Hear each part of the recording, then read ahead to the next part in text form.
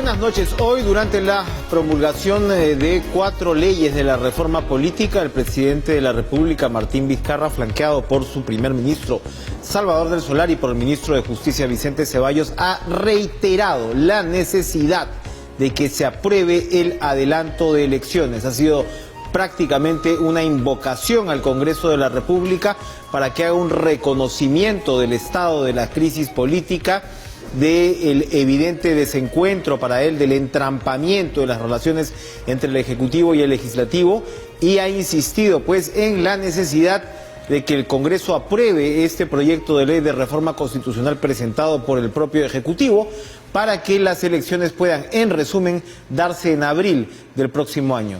Al parecer incluso se está incluyendo en la partida presupuestal ya un presupuesto, ¿no?, precisamente para celebrar lo que serían estas elecciones. Pero como sabemos, la pelota está en la cancha del Congreso. Si el Congreso no tiene la intención de aprobar este proyecto de ley o de discutirlo, como parece ser el tema hasta ahora, Vizcarra se ha referido a una estrategia dilatoria, ¿no?, para ir de alguna manera quitando interés, ¿no?, cansando el interés de la opinión pública sobre la materia. Evidentemente la única arma, la única que tiene el Ejecutivo para poder presionar y lograr que se apruebe este proyecto de ley y se discuta dentro de los tiempos pertinentes es la presentación de una cuestión de confianza. Ya sabemos que ya antes a este gobierno, durante la presidencia de Pedro Pablo Kuczynski, el Congreso negó la cuestión de confianza al gabinete que presidía el señor Fernando Zavala, y en consecuencia este gabinete pues tuvo que ser relevado por el de Mercedes Arauz. Eso es uno. Le queda solamente una oportunidad más, o ninguna si se quiere, porque si se le vuelve a negar una cuestión de confianza al Ejecutivo, el presidente quedaría con el camino llano para cerrar el Congreso y convocar a nuevas elecciones, ojo, en este caso, solo para reemplazar el periodo del Congreso actual, es decir, elegir un nuevo Congreso, y el presidente se quedaría hasta el 2021. Esto evidentemente es el mecanismo de presión al cual apuntaría el gobierno para obligar al Congreso a aprobar este proyecto de ley. ¿Es constitucional? Esa es la pregunta que nos hacemos todos. Ese es el centro de esta discusión. Si sería constitucional la presentación de una cuestión de confianza al respecto. Para discutir este tema y tener pues mayor entendimiento sobre el mismo, se encuentra con nosotros el expresidente del Tribunal Constitucional, precisamente el doctor César Landa, quien nos ayudará a entender hasta dónde puede llegar la constitucionalidad de una figura como esta, porque, doctor Landa, gracias por estar con nosotros esta noche. Lo que se vive de todos modos es una situación inédita, en el sentido, ¿no?, que son herramientas que de alguna manera recién llegan a este límite, ¿no? En contadas ocasiones se han presentado cuestión de confianza en el pasado, y hay que repetirlo, en contadas ocasiones, pero esta ya sería la tercera cuestión de confianza que presenta el presidente Martín Vizcarra, ¿no?, o el gobierno del presidente Martín Vizcarra. Lo que se dice hoy, una lista de constitucionalistas, ¿no?, han firmado un comunicado prácticamente en oposición a esta posibilidad, es que en resumen no podría presentarse la cuestión de confianza porque esto implica una reforma constitucional y el presidente de la República no tiene la capacidad de observar la reforma constitucional que produzca el Congreso. Al otro lado, se nos dice que ya en la anterior cuestión de confianza, la que precisamente llevó al referéndum pasado, se incluían varias reformas constitucionales y el Congreso la aceptó como tal. ¿Cuál es su opinión? La Constitución, que nos rige a todos los ciudadanos, nos guste o no nos guste, establece un principio de equilibrio y balance de poderes, en la cual tiene competencias, por un lado, en el artículo 206, el presidente de la República para tener iniciativa en reforma constitucional, los congresistas y un 0,3% de la población. Por otro lado, también es cierto de que, aprobada una reforma constitucional, el presidente de la República las promulga, como ha hecho hoy día con algunas reformas legales, y en su momento con las reformas constitucionales que hizo en enero, ¿no?, con aprobación de ya no tiene posibilidad de observarlas. No, porque no podría hacerlo, no le compete hacerlo. Con lo cual, el presidente tiene la potestad de plantear iniciativas legislativas sobre cualquier materia, incluido sobre reforma constitucional. Otra cosa es que el Parlamento apruebe o no apruebe, pero un Parlamento que quiere representar, digamos, la voluntad popular y la opinión pública en las calles y en las encuestas, ¿no?, señala que hay que adelantar las elecciones porque hay un entrampe, ¿no?, donde no termina de resolverse quién dirige los destinos del país en la lucha contra la corrupción. Las reformas judiciales y políticas han salido, pero así por force, es decir, ¿no? Demorando, dilatando, modificando, y parece que esto pues dilata las acciones necesarias para la mejora de la economía, la seguridad ciudadana, ¿no?, el entrampamiento político a nivel parlamento. ¿Cuáles serían los posibles términos que podría incluir una cuestión de confianza en esas circunstancias? De acuerdo con la sentencia del Tribunal Constitucional, la 06 del año 2018, que expidió el año pasado el Tribunal a raíz de que el Congreso de la República modificó su reglamento después de la negación de la confianza al gabinete Zavala. Hubo un debate en ese momento, a finales de 2017, sobre si era una primera moción de confianza, y el reglamento del Congreso dijo que no se podía establecer moción de confianza sobre iniciativas legislativas o procedimientos de control parlamentario. El Tribunal Constitucional, en esta sentencia, dice que eso es violar el principio de equilibrio de poderes, porque el Poder Ejecutivo tiene un amplio margen para presentar cuestiones de confianza, o sea que no habría límites. Y la verdad es que la experiencia de la cuestión de confianza es un instituto del derecho parlamentario, o sea, del sistema parlamentario europeo. Es una suerte de implantación parlamentaria en un sistema presidencial. Entonces se ha creado un híbrido en el cual la experiencia que estamos, digamos, viviendo los ciudadanos, ¿no?, los especialistas, es novedosa, ¿no? Pero creo que hay que resolverla con un criterio de racionalidad, ¿no?, y de búsqueda de voluntad, digamos, de consenso, basado obviamente en la opinión mayoritaria de la población, que es el último fiel de la balanza en una tensión. En el sistema parlamentario europeo se establece, y lo recoge la sentencia del tribunal, que no solamente es amplio, sino también dice la propia sentencia que el Poder Ejecutivo puede utilizarlo para cualquier cosa a efectos de lograr una finalidad política que le permita entrar en diálogo con el Parlamento, ¿no? En tanto el Parlamento ejerce su labor de oposición, censurando, ¿no?, interpelando, ¿no?, a los miembros del gabinete. Entonces, es parte de un juego de equilibrios, pero ese juego de equilibrios, cuando no hay un ganador, en consecuencia apela al pueblo para que en el Parlamento Europeo, en Inglaterra se han adelantado elecciones, ¿no?, o en España también. Es usual en estos tiempos de inestabilidad política, claro, que es mundial, claro, se ve eso. O sea, hay flexibilidad, no puede ser un sistema rígido, que son 5 años y de aquí no salimos sino hasta que nos desgastemos en la última batalla, con lo cual pierden todos, no solamente el Ejecutivo, el Parlamento, sino el país, ¿no? Ahora, ¿quién define finalmente la constitucionalidad de una medida como esta? Usted ha sido presidente del Tribunal Constitucional, hay otros constitucionalistas, entre los cuales hay otros presidentes del Tribunal Constitucional, el señor Álvarez me parece que está ahí, ¿no? Y bueno, están Natalia Primo, en fin, Domingo García Belaúnde, otros constitucionalistas. Pero a lo que voy es, finalmente, ¿quién dirime? ¿Es el Tribunal Constitucional al que le tocaría dirimir? En principio, todos estamos bajo lo que dice la Constitución, pero la Constitución no ha definido muchos temas, como en este caso la cuestión de confianza, sino que parcialmente lo ha hecho el Tribunal Constitucional y ayuda, ¿no?, a un entendimiento entre el Parlamento. Pero si el Parlamento no es, digamos, moderadamente concertador con el Ejecutivo, que es el jefe del Estado quien dirige el gobierno del país de acuerdo con la Constitución, este entrampe tampoco lo va a resolver el Tribunal Constitucional, porque cuando hay causas políticas irresueltas en la arena política, mal favor se hace a la justicia trasladarle sus problemas, porque la justicia tiene todo que perder y la política poco que ganar, ¿no? Yo recuerdo, los políticos deberían resolver sus problemas, por supuesto, en este caso, y hacerse responsables de eso. Recuerdo el caso que llevaron al Tribunal Constitucional el tema de la reelección presidencial, la ley de interpretación auténtica, un tema estrictamente político que debió pasar por acuerdos o referéndum ciudadano. La cosa es que el Tribunal Constitucional se dividió. Incluso a 3 magistrados le hicieron un juicio político, lo expulsaron. Ahora también ya están amenazando, creo que meter a la cárcel si el presidente lleva a cabo esta iniciativa, ¿no? Claro, evidentemente, en un país donde todos los presidentes seguramente la va a pensar, pero hay un punto que usted plantea que es muy interesante. Usted varias veces durante estos minutos ha mencionado la necesidad de apelar al gran elector, apelar al ciudadano. Hay quienes señalan que fijarse mucho en las encuestas constituye un ejercicio de populismo en circunstancias como estas. Para usted definitivamente no es así. Yo creo que la democracia se basa en la voluntad popular, ¿no? Y ciertamente cada 5 años hay que elegir nuevas autoridades, pero en épocas, yo creo que de crisis, esa voluntad popular que se expresa cotidianamente en las calles, ¿no? No puede ser desatendida. Y eso creo que no es populismo, sino simplemente hacer honor al compromiso asumido al momento de ser representante de la nación, que representa los intereses no de un grupo, sino de la mayoría de la población.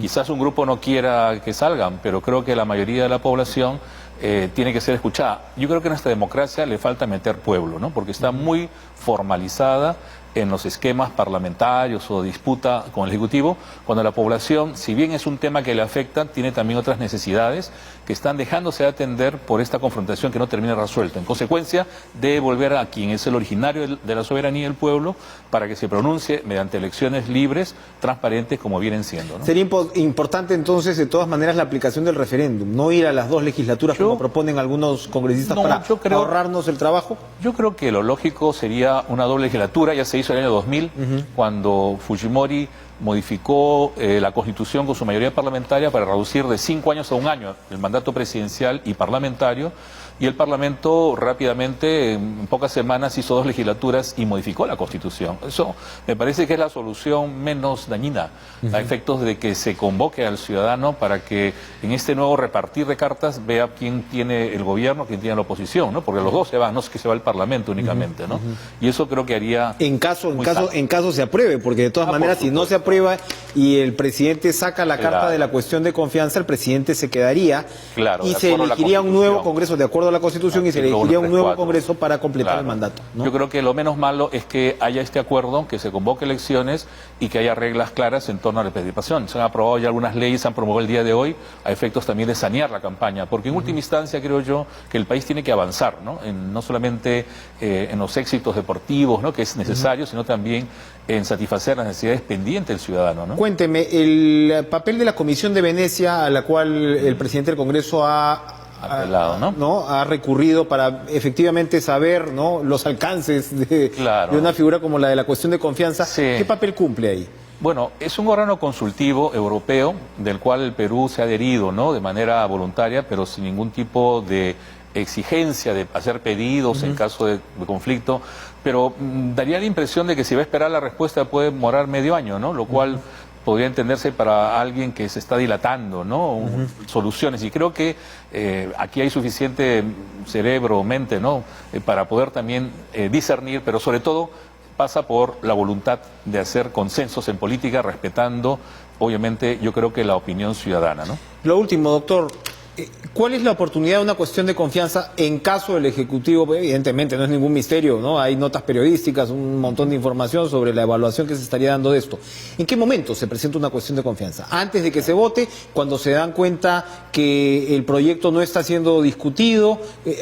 ¿Después de que se niegue? ¿Cómo es la en este caso, de un caso como este? El voto de confianza depende de cada supuesto. En este caso, si un nuevo presidente, un nuevo Congreso debe asumir sus cargos el próximo 28 de julio del 2020, hay que realizar elecciones ese domingo de abril, ¿no? Hay que convocar las elecciones 6 meses antes. Es decir, hay todo un cronograma en el cual, si en el mes de agosto o a mediados de septiembre no hubiera visos de aprobar las reformas que se pide para hacer el referendo, se estaría creando un escenario factible, ¿no?, que es límite para entender que se plantea una cuestión de confianza con carácter urgente y se tome la decisión, ¿no?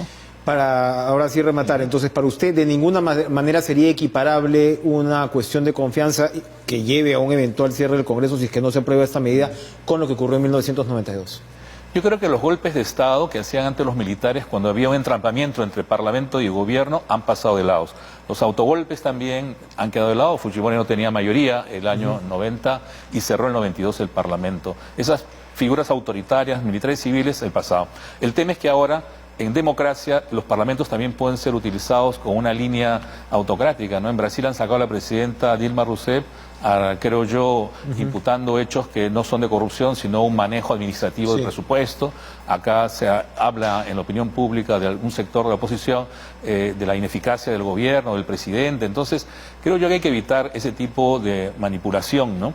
De argumentos. Son políticos, ciertamente, pero jurídicos no lo son, pero que crean un ambiente de incertidumbre. Entonces, yo creo que la solución cabe más bien por retomar las riendas de un diálogo, como se está haciendo en Palacio, me parece, el día de hoy, Sí. y llegar a acuerdos que puedan ser validados por las fuerzas democráticas, por sus líderes, con ciertos pactos mínimos, ¿no?, de estabilidad y gobernabilidad, ¿no? Gobernabilidad, claro, para el gobierno, pero también estabilidad a la ciudadanía y los representantes que vayan a ser electos el próximo año. Constitucionalista, gracias por acompañarnos Gracias, esta noche. Vamos a ir a una pausa, regresamos con más en Caracas.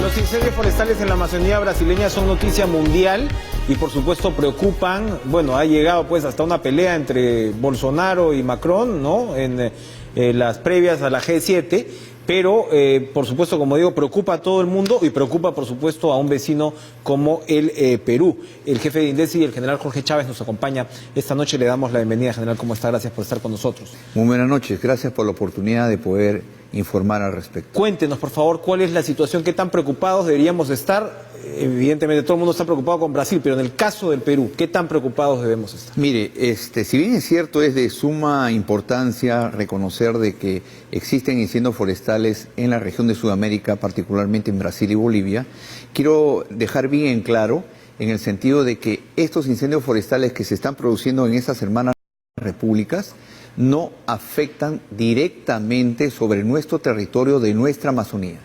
Mayor implicancia podría producirse sobre el sector del Paraguay, que está cercano. El fuego está centralizado en la parte sureste de Bolivia, la parte oeste-sur, también llamamos así, de Brasil, y que podría llegar a la selva de Paraguay.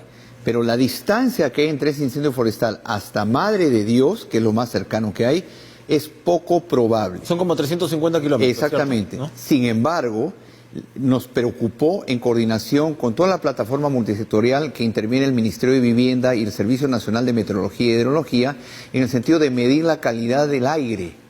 Para ellos han trasladado equipos desde el día viernes y han comenzado a hacer su trabajo el día de ayer.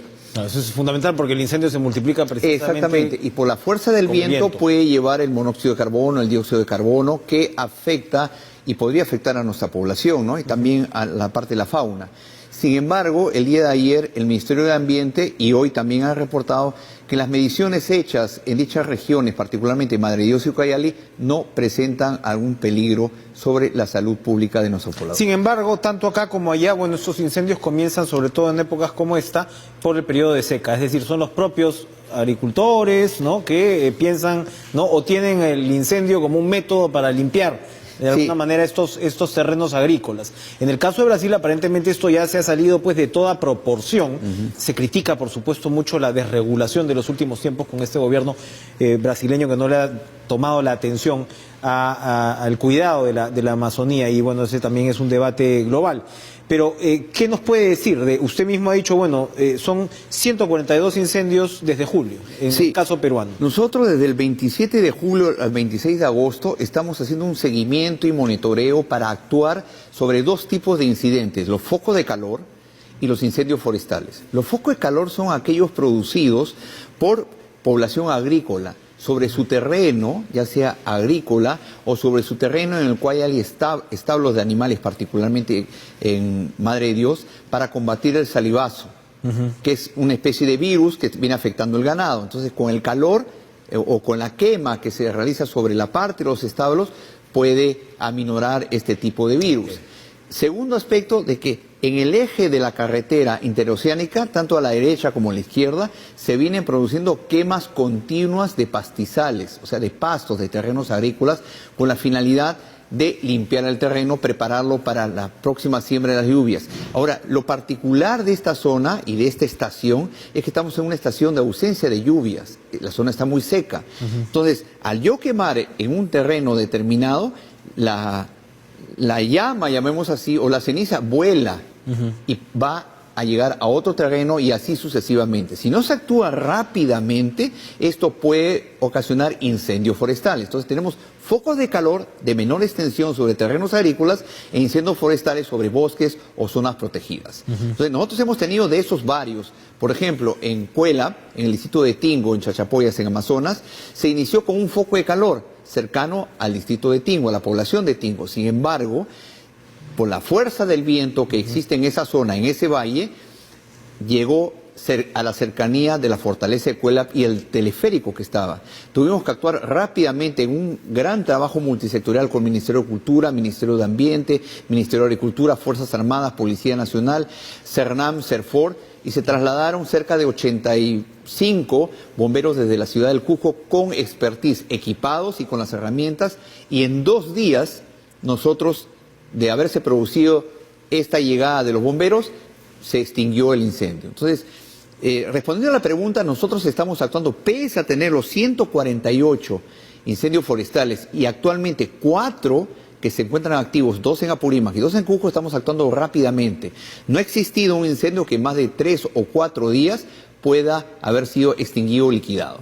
Porque en cada sector se organiza toda la plataforma multisectorial, van nuestros bomberos, van nuestro personal del CERNAM, del CERFOR, van Fuerzas Armadas, va Policía Nacional, inmediatamente van, controlan, cercan el fuego y después lo extinguen y lo liquidan. Para ir terminando, general, TV Perú llega a todo el territorio nacional. ¿Cuáles son las invocaciones que usted haría a la población que está precisamente en esa zona? Mire, en primer lugar, de que dejen de hacer esas prácticas. Y si las quieren llevar a cabo, hay autoridades que pueden llevar al control sobre esos focos de calor. ¿Cuál debería ser el trámite? El trámite debería ser... ¿A quién recurre? Tendrían que recurrir a la autoridad de CERNAM y de CERFOR, que son las competencias que tienen que llevar a cabo sobre la administración de los parques y administración de los terrenos para evitar ese tipo de acciones, llamamos así. Ahora, si bien es cierto, nosotros estamos actuando rápidamente, tenemos que ver que la esencia del problema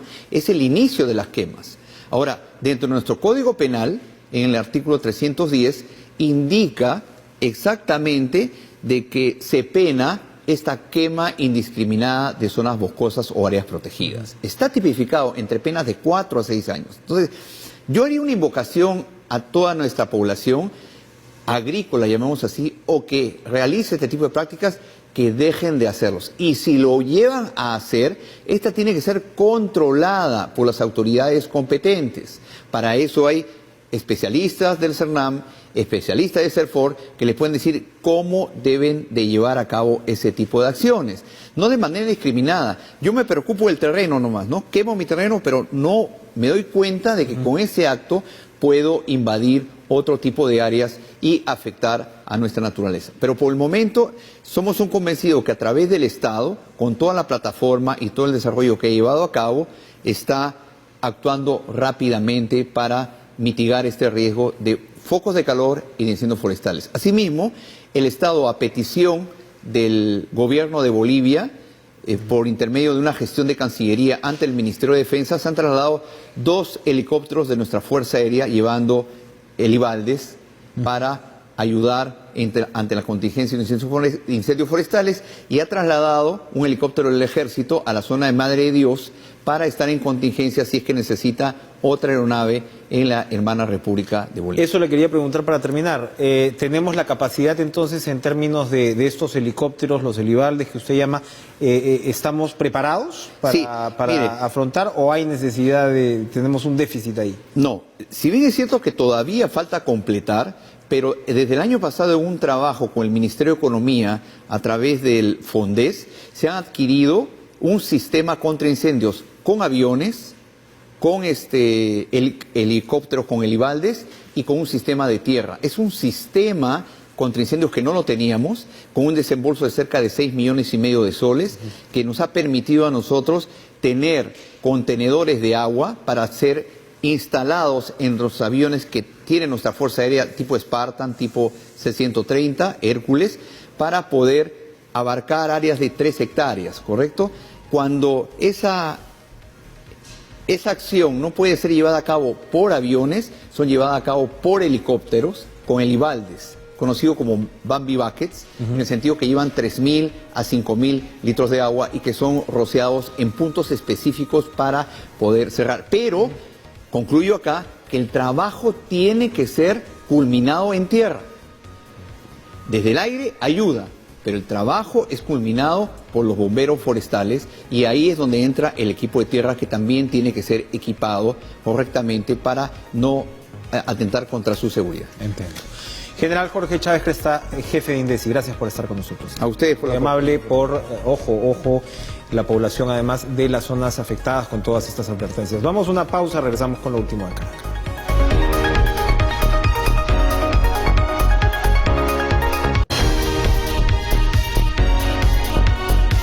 De este incendio político a los incendios de verdad es lo que hemos tocado esta noche en Cara a Cara, y esperamos que de todas maneras los Elibaldes, tanto en uno como en otro punto, vayan disipando estas zonas de gran calor en medio del invierno.